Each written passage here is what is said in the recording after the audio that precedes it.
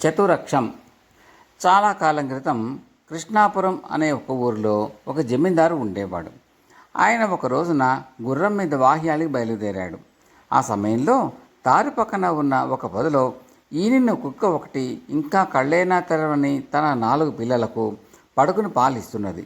ఇంతలో ఒక రైతు తన 2 ఎడ్ల బండి మీద పొలం నుంచి తిరిగి వస్తూ జమీందారును చూసి కంగారుగా బండిని పక్కకు మళ్లించాడు. ఆ కంగారులో ఎడ్లు వేగంగా బండిని పొద మీద నుంచి లాక్కుపోవడంతో పాలిస్తున్న కుక్క మీద నుంచి బండి చక్రాలు దొర్లాయి. 3 కుక్క పిల్లలు అక్కడికక్కడే చచ్చిపోయాయి. తల్లి కుక్క కూడా కాసేపు గింజుకుని ప్రాణాలు వదిలింది.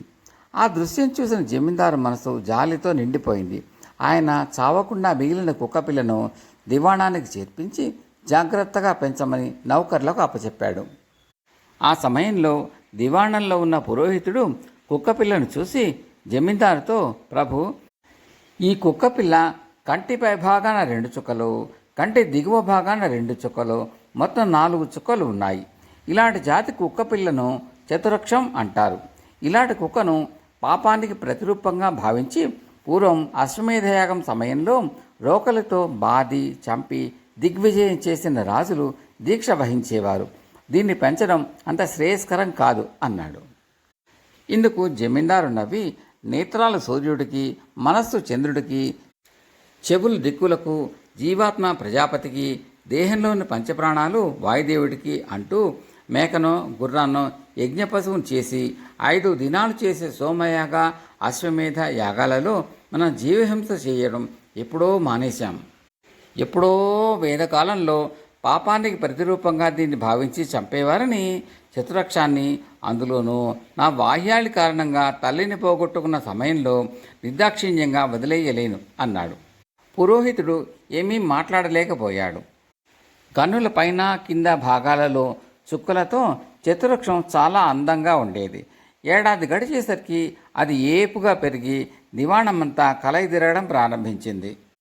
దివాణంలో ఎప్పుడైనా జమీందారు కొలువు ఏర్పాటు చేస్తే చతురక్షం వచ్చి ఆయన ఆసనం పక్కనే పడుకునేది. ఆ సమయంలో పురోహితుడికి ఒంటి మీద కారం రాసుకున్నట్టుగా చికాగ్గా ఉండేది. ఆయన చిరాకు చూసి అందరూ నవ్వుకునేవారు.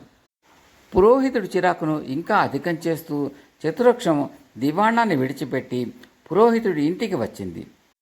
జమీందారు గారి పెంపుడు కుక్క కాబట్టి ఇంట్లో వాళ్ళు దాన్ని కొట్టి తరిమివేయలేకపోయారు. కొద్ది రోజులు గడిచేసరికి చతురక్షం పురోహితుడి ఇంటి వీధి అరుగు మీద పడుకోవడం మొదలుపెట్టింది. ఇది చూసి పురోహితుడు కోపంగా, అశ్వమేధంలో గుర్రం తన ఇష్టం వచ్చినట్టు తిరిగేదట, ఈ కుక్కేమిటి నా చుట్టూ తిరుగుతున్నది, ఇంత బతికి సునకమేధం చేస్తున్నానా ఏమిటి అనుకునేవాడు. క్రమంగా పురోహితుడు ఎక్కడికి వెళితే అక్కడికి వెంటపడటం ప్రారంభించింది చతురక్షం. ఒకరోజు తెల్లవారుజామున పురోహితుడు గాఢ నిద్రలో ఉన్నాడు. ఆ సమయంలో చతురక్షం ఆయన మంచం దగ్గరకు చేరి పెద్దగా మొరగసాగింది. ఆయన చిచి అని కోప్పడుతున్నా సరే ఆయన పంచె పట్టుకుని లాగడం ప్రారంభించింది. పురోహితుడు పట్టరాని కోపంతో కుక్కను కర్రతో కొట్టబోయాడు. అది బయటికి పరిగెత్తింది. ఆ సమయంలో ఏదో బుసకొట్టిన శబ్దం విని ఆయన కిటికీ కేసి చూశాడు. అక్కడ ఆయనకు పడగ విప్పి బుసలు కొడుతున్న తాచుపాము కనిపించింది. పురోహితుడు భయంతో కంపించిపోతూ పెద్దగా కేకలు పెట్టాడు. ఇది విని చుట్టుపక్కల 4 వచ్చి పామును కర్రలతో కొట్టి చంపేశారు. అసలు జరిగింది ఏమిటంటే, కొద్ది రోజుల క్రితం పురోహితుడు తెల్లవారుజామున చెరువుకు స్నానానికి వెళ్ళి తిరిగి వచ్చేటప్పుడు మసక చీకట్లో పామును తొక్కాడు. ఆ విషయాన్ని ఆయన గమనించినా పాములు పగబట్టవని, ఒకవేళ పగబట్టిన మంత్రంతో కట్టివేస్తానని జమీందారు కొలువులో అందరి ముందు ప్రగల్భాలు పలికాడు. సరిగ్గా ఆ రోజు నుంచే చతురక్షం పురోహితుడి ఇంట్లో మకాం పెట్టింది. పగబట్టిన పాము వచ్చిందా లేక వేరే పాము వచ్చిందా అన్న దాని గురించి ఎవరికి తోచిన వ్యాఖ్యానం వాళ్ళు చేశారు. చతురక్షం పాము రాకను సూచించి పురోహితుడి ప్రాణాలు కాపాడడం విశ్వాసానికి మచ్చుతునక అని అందరూ దాన్ని మెచ్చుకున్నారు.